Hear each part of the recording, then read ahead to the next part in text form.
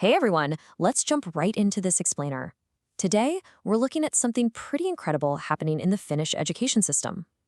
They've essentially figured out how to turn everyday classrooms into professional design studios. We're going to unpack a framework that doesn't just teach students how to make a birdhouse or sew a pillow, but actually trains them to think like engineers, architects, and innovators. It all starts with one absolutely crucial question that completely transformed an entire nation's approach to learning. Are we training assemblers to just follow instructions, or are we cultivating true innovators? I mean, think about it for a second. Hand a kid a pre-cut kit with step-by-step instructions. Are they actually learning to solve problems or just following orders? An assembler follows the manual, right? But an innovator writes it. And Finland realized they needed a system built for innovators. Here is our blueprint for today's explainer. First, the paradigm shift. Second, the four-phase cycle. Third, the danger of segmented craft. Fourth, making learning visible. And finally, grading the invisible journey. Let's kick things off with Section 1, the paradigm shift. So, before 2004, the Finnish system looked a lot like what many of us probably remember. Isolated, gendered tracks. Boys in woodshop making those inevitably lopsided birdhouses, and girls in sewing class making aprons. But the 2004 reform threw that completely out the window. They merged it all into one unified subject called holistic craft. Suddenly, you might have a fifth grade class where everyone is given the same prompt, like design a container. One student might build a wooden toolbox, while another sews a canvas backpack. The material doesn't even matter. They're all navigating the exact same complex design challenge, all in the same room. Moving on to Section 2, and this is really the core focus of our explainer today, the four-phase cycle. This cycle is literally the mechanical engine driving this new unified system. We're talking about ideation, design, and planning, making, and evaluation. But here's the kicker. These four phases aren't some straight production line. They form a continuous, iterative loop, exactly like you'd see in a professional engineering studio. Developed by craft scientists, this cycle lets students move backward and forward. So if they hit a wall during the making phase, no problem. They just jump back to planning. It's a completely fluid, living workflow. Let's break down exactly how this works. Okay, so phase 1, ideation. Here, students aren't just handed a task by the teacher. They actually have to define the need themselves. They pull inspiration from personal narratives, stories, or just observations of the world around them. Take a group of third graders, for example. Instead of being told, hey, make a toy, they might brainstorm based on stories they've been reading about forest creatures. They pick their favorite animals, choose colors, and really generate and synthesize their own totally original, abstract ideas. That naturally leads us into planning. This is where the rubber meets the road. Students have to reconcile their abstract vision with physical reality by sketching blueprints and making crucial material choices before a single cut is made.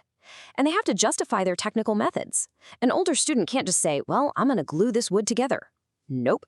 They have to explain why they're choosing a dovetail joint over a butt joint based on the actual stress requirements of their design. They are literally plotting out the exact constraints of reality. Now we hit the actual making phase, and the focus shifts dramatically. It's no longer about speed, it's all about what we call reflective decision-making. How does a student pivot when they face material resistance? Let's say those third graders are sewing that felt toy, and the fabric starts bunching up unexpectedly. In a traditional class, that's an error, but in this cycle, it's vital data. The student has to react, adjust their plan, and figure out a new way to reinforce the seam on the fly.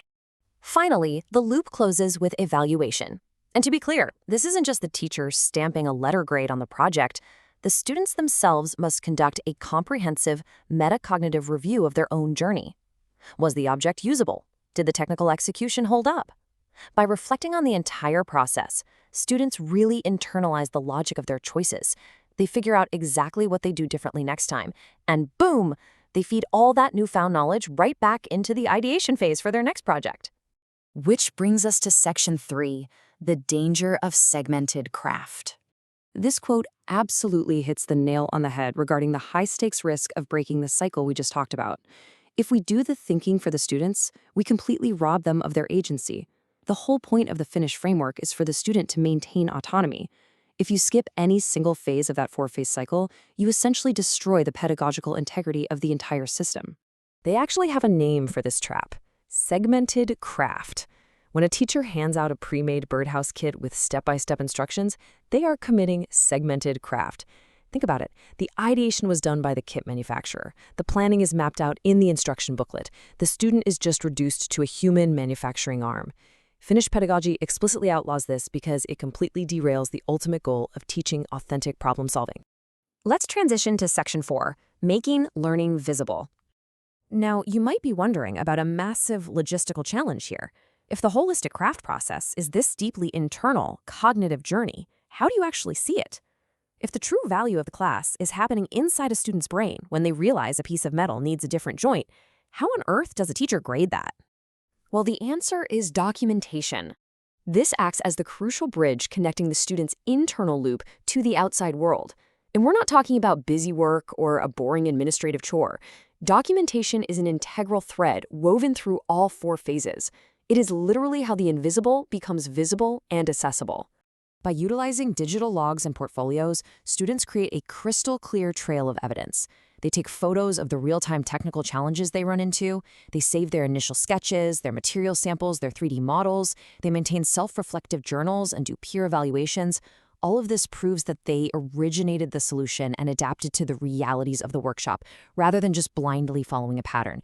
It captures their actual resilience. That brings us to our final section, Section 5, Grading the Invisible Journey. Okay, so let's look at how all this documented evidence builds into an assessment model. And spoiler alert, it completely rejects grading based solely on how pretty the final object looks. In traditional models, a wonky-looking table gets a bad grade, right? But here, a student's final grade reflects their holistic growth as a designer and problem solver across the entire 4-phase cycle we explored earlier. This creates a really brilliant 2-pronged approach to grading. On the formative side, teachers are evaluating continuous, in-the-moment technical reasoning. So while a student is working, a teacher might ask them to justify a specific metal joining technique. That reasoning is graded right there. Then, on the summative side, there's a final, comprehensive review of the student's entire documented portfolio. The physical object they built? It's really just one piece of evidence among many. So the crucial takeaway here is that craftsmanship is multidimensional. Finland uses what is called a compensatory grading model. Let's say a student has a brilliant ideation phase, their planning is absolutely flawless, but when they get to the making phase, their sewing machine jams constantly and the final artifact looks, well, a bit messy. Their grade isn't ruined. Their high achievement in planning and evaluation actually offsets that technical bottleneck. It's an incredibly forgiving way to approach the learning process. And what's super fascinating is how they handle behavior. It isn't just some separate subjective score tacked on at the end of the term. Professional working skills, like collaborative negotiation on a communal project, responsible workshop behavior, tool safety, resource management, and accountability, these are strictly graded as an integrated part of the subject. Being a good collaborator is treated as an essential technical skill in the workshop. Ultimately, whether a student is combining microcontrollers with textiles or building traditional wooden furniture, the specific material isn't the point. The goal here is total transformation. The Finnish system uses the medium of craft to build autonomous problem solvers. They are training designers of solutions who are fully capable of navigating our complex, multi-material future. It leaves us with an incredibly powerful thought for our own learning environments, regardless of where we are. If we finally stop handing out pre-made instructions and kits, what incredible solutions might our students design for the future? What potential are we unlocking when we finally let them truly lead the design process? Thanks so much for joining me on this explainer. I really hope it gave you a fresh perspective on how we can approach learning and creation.